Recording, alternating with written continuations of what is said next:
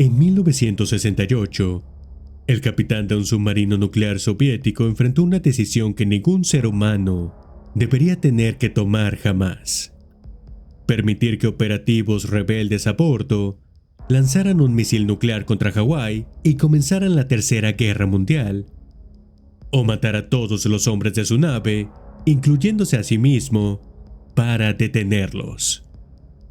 Mientras observaba a los agentes de la KGB prepararse para el lanzamiento, el capitán sabía algo que nadie más sabía, y ese único secreto pudo haber salvado al mundo. Vamos a sumergirnos.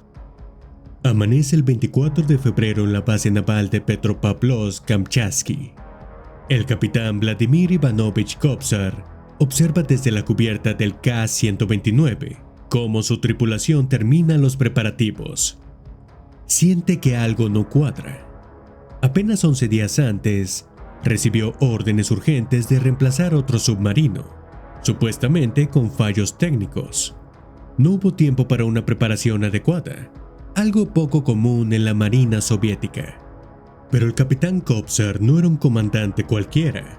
Su trabajo anterior, supervisando la transformación del K-129 de una plataforma de lanzamiento en superficie a un sistema totalmente sumergido, le había ganado respeto en toda la flota del Pacífico soviética. Mientras revisaba el manifiesto de tripulación, otra anomalía llamó su atención. Más allá del complemento estándar de 13 oficiales y 70 marineros, esta misión incluía un oficial adicional y 14 marineros extra, 10 de los cuales tenían entrenamiento especial, pero sin experiencia en el mar. Estas misteriosas incorporaciones, junto con la salida apresurada, generaron preocupaciones silenciosas en la mente del capitán. Mientras el K-129 se deslizaba bajo las olas rumbo a lo que se suponía que era una patrulla rutinaria de misiles balísticos de 70 días. El submarino realiza una prueba de inmersión, envía su primer y último mensaje, todo normal, y desaparece. Debía reportarse al cruzar el meridiano 180 y al llegar a su zona de patrulla. Pasaron los días sin noticias. A mediados de marzo, saltaron las alarmas en toda la estructura de mando soviética. No una, sino 2 comunicaciones programadas se habían perdido. Transmisiones cada vez más desesperadas ordenaban al submarino romper el silencio de radio. Todas encontraban el mismo silencio inquietante. Se lanzó una operación de búsqueda desesperada, desplegando todos los recursos aéreos y navales disponibles desde Kamchatka y Vladivostok. Durante semanas, los barcos soviéticos cruzaron 1.3 millones de kilómetros cuadrados del Océano Pacífico en busca de cualquier rastro del submarino perdido y las 98 almas a bordo. Pero el K-129 no estaba allí.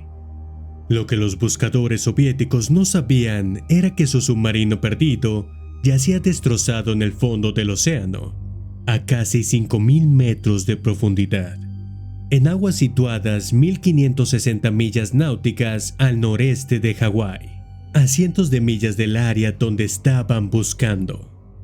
La ubicación del submarino seguiría siendo un misterio para los soviéticos, pero no para sus adversarios de la Guerra Fría. Usando el sofisticado sistema submarino de vigilancia, SOSUS, la Marina estadounidense había localizado el lugar exacto del naufragio en agosto de 1968. En esta guerra en las sombras entre superpotencias, el casco roto del K-129 representaba el premio máximo de inteligencia, un tesoro hundido lleno de secretos militares, por el que valía la pena arriesgar un incidente internacional. Mientras los soviéticos abandonan la búsqueda, la comunidad de inteligencia estadounidense prepara lo que sería la operación encubierta más elaborada de la Guerra Fría. El propio presidente Richard Nixon autorizó el Proyecto Azorian, liderado no por la Marina, como podría esperarse, sino por la CIA, reflejando el enorme valor estratégico del hallazgo. La CIA se obsesionó con recuperar el submarino, incluso si eso significaba inventar tecnologías completamente nuevas. Para ocultar sus verdaderas intenciones, la CIA diseñó una farsa digna de una película de Hollywood. Crearon una empresa ficticia de minería submarina, supuestamente propiedad del excéntrico multimillonario Howard Hughes, cuya reputación de proyectos extraños y estilo de vida solitaria lo convertía en el cómplice perfecto e involuntario. La historia de portada afirmaba que el barco especialmente construido extraía módulos de manganeso del fondo marino. Incluso contrataron expertos para publicar artículos científicos sobre minería oceánica y hacer que la farsa fuera más creíble. En 1974, 6 años después del hallazgo, la operación finalmente estuvo lista. La recuperación sigue envuelta en misterio clasificado, aunque se sabe que la misión no salió según lo planeado. La versión oficial afirma que solo se recuperó una parte del submarino después de que la garra mecánica se rompiera. Sin embargo, la recuperación de la campana del submarino, permanentemente unida a la torre de mando, sugiere que se pudo haber rescatado al menos parcialmente la valiosa sección media, contradiciendo la narrativa oficial de fracaso.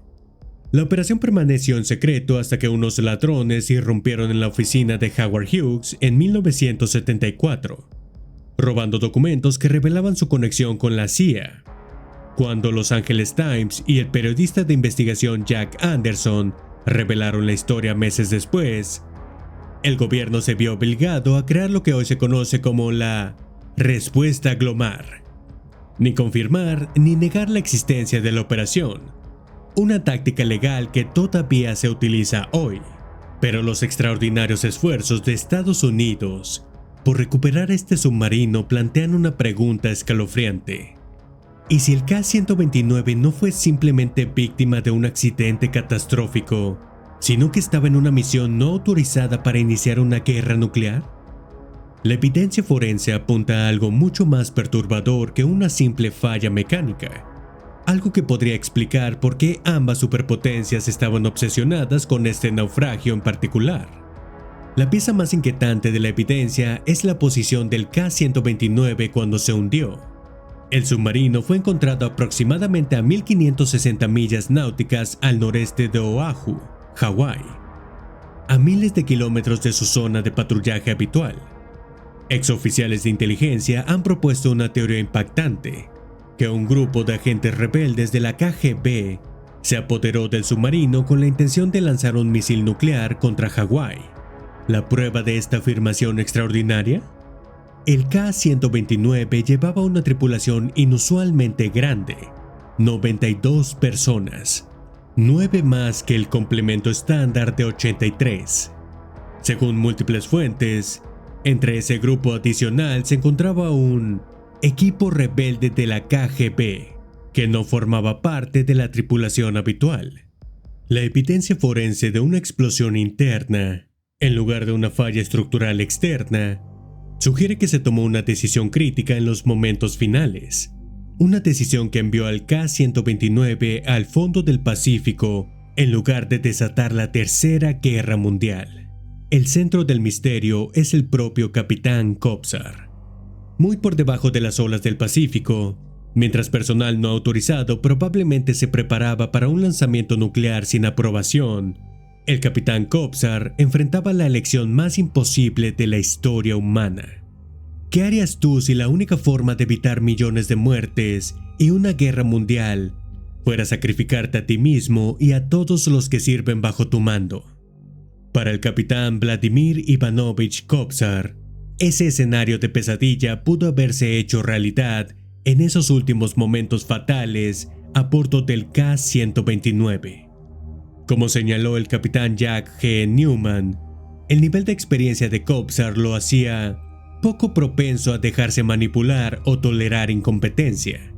Su reputación impecable y trayectoria profesional indicaban que incluso estaba siendo preparado para comandar la flota del Pacífico soviética. Al enfrentarse a operativos rebeldes que intentaban lanzar misiles nucleares contra Hawái, ¿qué opciones tenía un oficial tan disciplinado? Los procedimientos de lanzamiento de misiles en submarinos soviéticos estaban diseñados con múltiples capas de seguridad precisamente para prevenir acciones no autorizadas. Pero existía un secreto que solo el capitán conocía. Si se ingresaba un código de lanzamiento incorrecto, las armas detonaban dentro del propio submarino. Este mecanismo brutal garantizaba que ningún grupo rebelde pudiera lanzar un misil sin autorización. La evidencia recuperada por el proyecto Azorian respalda esta posibilidad aterradora. La CIA descubrió un agujero de 3 metros justo detrás de la torre de mando, con la sección frontal aplastada y quemaduras en la proa. Daños consistentes con una explosión interna y no con una implosión por presión externa.